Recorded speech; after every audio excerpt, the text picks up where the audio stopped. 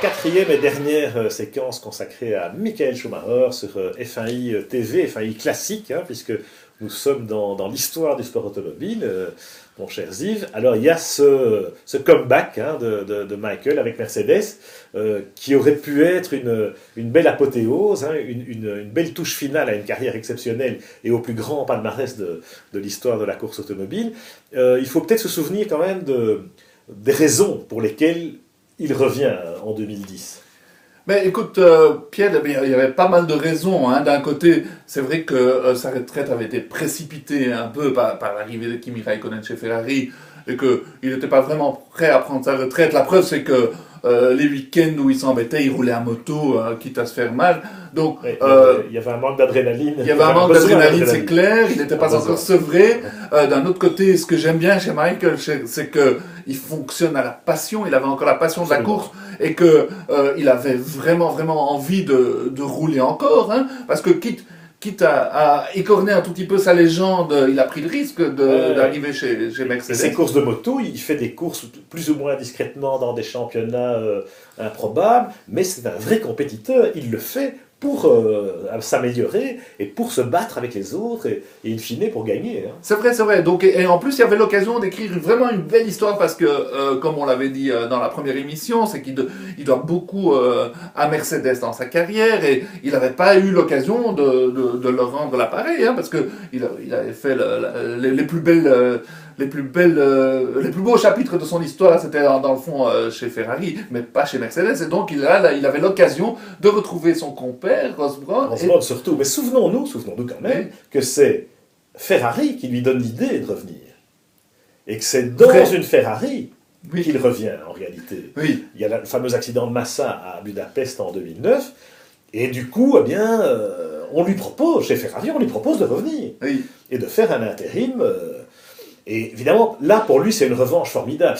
Il savoure ce moment parce qu'il s'est quand même fait débarquer de chez Ferrari. Et on sait, à ce stade-là du championnat, donc on est été 2009, on sait que Raikkonen est dehors. On sait que Raikkonen s'en va pour faire la place à Alonso en 2010. Répétition. Voilà. Et donc, Michael, là, il a une double revanche à prendre chez Ferrari et il s'en réjouit à l'avance. Malheureusement, un peu trop vite. Parce qu'il fait 2 jours d'essai à Mugello, et là il se rend compte que son dos, blessé par de multiples chutes à moto, c'est vous dire, eh bien malheureusement, il peut pas, enfin la faculté est formelle, il ne peut pas prendre le risque, et donc la mort dans l'âme, vraiment la mort dans l'âme, il renonce à ce volant Ferrari, et là on mesure à quel point il est en manque. Il est en manque, il est toujours passionné, et sa réaction est vraiment significative, hein, parce qu'il a les larmes aux yeux le jour où il doit annoncer que dans le fond, il ne pourra pas revenir prendre ce volant Ferrari pour la fin de la saison. Et c'est 2 mois après qu'il a un coup de fil de Ross. Voilà. Parce qu'il faut se souvenir aussi que 2009, c'est l'année Brown Grand Prix. Et là, si Ferrari ne lui a pas permis de revenir, et que finalement, c'eût été trop beau pour être vrai, il se rend compte que Alonso arrive et qu'il n'y a plus de place pour un Schumacher chez Ferrari en 2010. En revanche, il y a une opportunité chez Brown, ou plutôt Mercedes, puisqu'on sait que Mercedes reprend l'équipe Brown, et c'est Ross lui-même qui suggère à Mercedes, évidemment, ça c'est... Alors que Michael a un contrat d'ambassadeur Ferrari, etc., mais là, très vite, il vire sa cutie et il relève le défi... Mercedes ou Morales, avec le rêve de faire, avec une flèche d'argent, ce qu'il avait réussi à faire avec la Rossa. Oui, et c'est vrai, et au début c'est très bizarre de voir Michael en gris. Michael, dans l'esprit des gens, c'est un pilote Ferrari. Hein.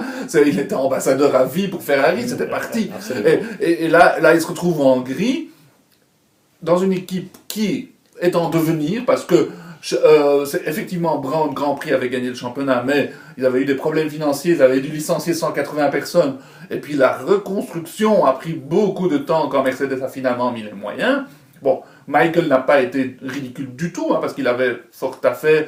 Nico Rosberg se révèle être un vraiment très très bon pilote, et alors bon, c'est vrai que Michael a eu un peu de mal, en tout cas la première année, enfin, on s'attendait à ce qu'il soit dominateur, on n'a pas eu l'habitude de le voir se battre dans le peloton. Voilà, on découvre un autre Schumacher en quelque sorte, mais il faut se souvenir, et c'est un peu ça aussi le contraste, c'est que lui est persuadé qu'il va arriver et qu'il va gagner.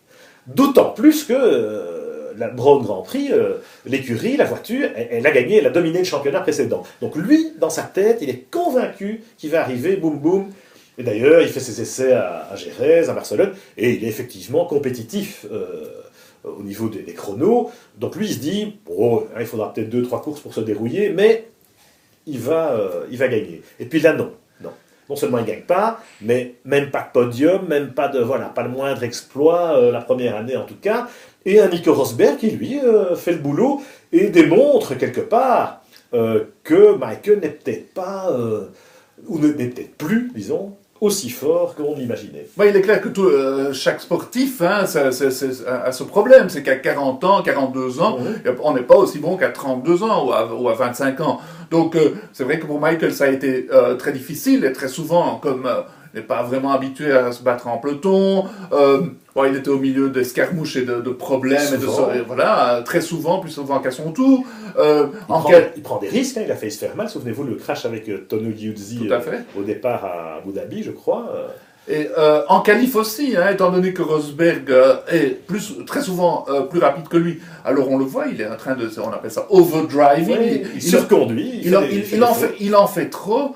Et c'est difficile pour Michael. Bon, ça n'empêche pas que moi je suis admiratif de ce retour, parce que je trouve que c'est un retour motivé par la passion, et que c'est très bien comme ça aussi. Donc c'est peut-être un formidable challenge. Et on comprend avec Mercedes, comme tu dis, qu'il fallait boucler la boucle et que le challenge était trop tentant pour ne pas être tenté. Et on a encore vu ça et là quelques éclairs de génie du Michael Schumacher qu'on avait connu auparavant. Il y a la fameuse pole position à Monaco, etc. Mais voilà, il y a cette frustration et on le sent vraiment miné moralement par le fait qu'il n'y arrive plus. Et quelque part, humainement, il prend une autre dimension. Enfin, moi, c'est le sentiment que j'ai eu. C'est que, voilà, le champion parfait, la machine à gagner, le robot, tout ce qu'on veut, eh bien, c'est un homme comme les autres, c'est un pilote comme les autres. Maintenant, c'est vrai que par rapport à son palmarès, ça met en perspective les choses un peu différemment. Est-ce que finalement, Michael Schumacher n'est pas juste un pilote comme les autres, qui a simplement eu une espèce d'armée rouge à son service pendant des années? Non, je n'irai pas jusque-là, Pierre, parce que je crois que d'abord, on va se souvenir de sa pole à Monaco, et ça, c'était probablement un des plus beaux tours de sa carrière, et de le faire à 43 ans passés, c'est quand même formidable. Il aurait dû gagner ce jour-là. Mais pourquoi il ne gagne pas? Parce qu'il part 5e, parce qu'il a fait l'idiot avec Bruno Senna à Barcelone la semaine d'avant. Mais là, et c'est là qu'on voit que les limites du bonhomme, c'est qu'il continue, par frustration, à faire des fautes. Souvenez-vous, il envoie Barrichello dans le mur à Budapest, là c'était franchement limite. Il y a des prises de risques qui n'étaient pas nécessaires, et on le sent, Mais en tout cas, colère. En tout cas, il est beaucoup plus sympa que dans sa première carrière, entre guillemets. Parce qu'on le voit beaucoup plus détendu à l'issue des essais. Il y a un côté humain qui ressort, qui est assez appréciable. Je dirais plus philosophe, peut-être. C'est la sagesse, c'est les années qui passent. Un peu d'humour aussi. Il y a un moment où il se rend compte, je pense, que c'est fini. Et qu'il faut lâcher prise. Et donc en 2012, sa dernière année, finalement, c'est là qu'il fait peut-être les meilleurs résultats. Il fait son podium à Valence, je crois. Bon. Mais bon, voilà. Là, il doit reconnaître qu'à 44 ans, il ne sera plus jamais...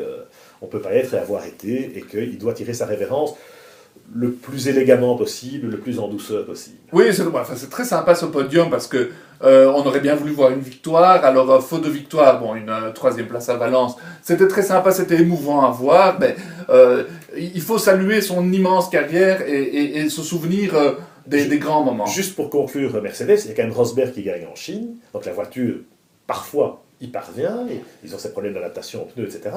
Et puis, ce qui est très dur, je pense, à vivre pour Michael aujourd'hui, c'est que Lewis Hamilton arrive et que boum boum, le team monte et les résultats sont là. Je veux dire, cette année, ils ont gagné 3-4 courses, ils ont fait 5-6 pôles. Enfin, en partie, le travail de Michael pendant 3 ans porte ses fruits, mais c'est pas avec lui, quoi. Donc, ça, je pense qu'il doit en souffrir malgré tout. Oui, probablement parce que c'est un sportif et parce que c'est un gagnant. Mais dans le fond, sa carrière était déjà terminée à l'issue de sa carrière chez Ferrari. Prenons ça comme ça.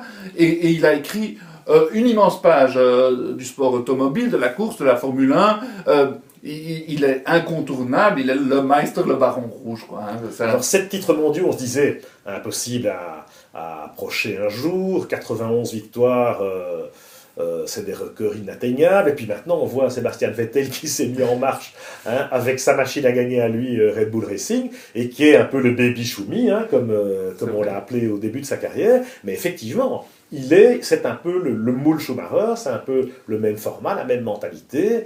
Et voilà, il déroule comme Michael a déroulé à son époque, avec peut-être la perspective, parce qu'il est encore très jeune, d'aller battre des records. Cela dit, les records sont faits pour être battus, et on se souvient un jour où Michael a battu un record très symbolique. Ah oui, ça c'était magnifique parce que Michael Schumacher c'était quelqu'un de froid et de distant, un peu hautain. Et puis le jour où il a égalé le nombre de victoires de Senna, je crois 41 victoires c'était à Monza, il est interviewé, on lui demande qu'est-ce que ça vous fait d'égaler le nombre de victoires de Senna, et il éclate en sanglots. Pour moi, c'était un grand moment, c'était un moment terriblement émouvant parce que son côté humain est ressorti parce que beaucoup de gens qui l'ont côtoyé dans le privé disent qu'il est beaucoup plus sympa en réalité que ce qu'il a bien voulu montrer jusque-là.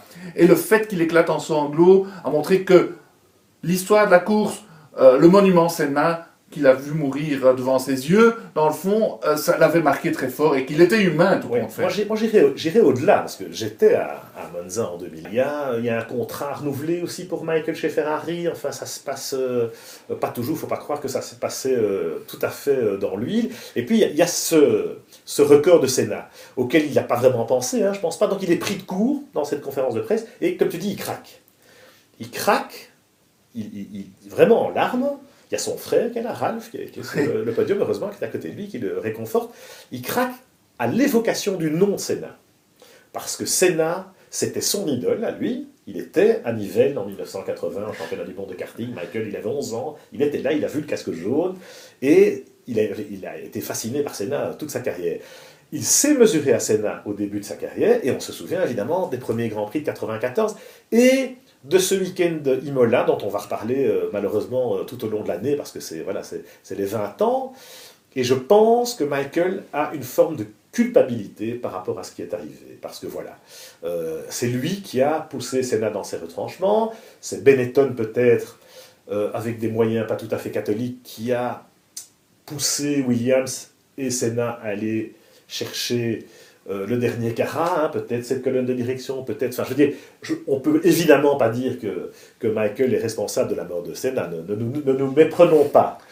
Mais il s'est jamais exprimé là-dessus, parce que c'est trop dur pour lui, je pense, et parce que ça lui pèse, parce que, voilà. Et en 1994, quand il gagne le championnat, il a du mal à parler de l'épisode d'Imola aussi. Oui, et puis ce 1er mai 1994, bon, quand on y pense... tous, bien sûr. On est tous émus. Et Michael là a montré que lui aussi était ému par cette date et par ce personnage.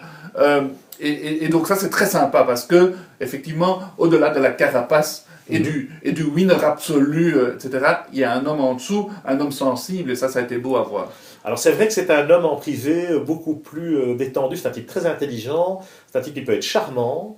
Moi, je l'ai côtoyé au début de sa carrière, à une époque où on avait un accès relativement facile à lui, avec TF1, Renault, Elf, on avait quelques facilités.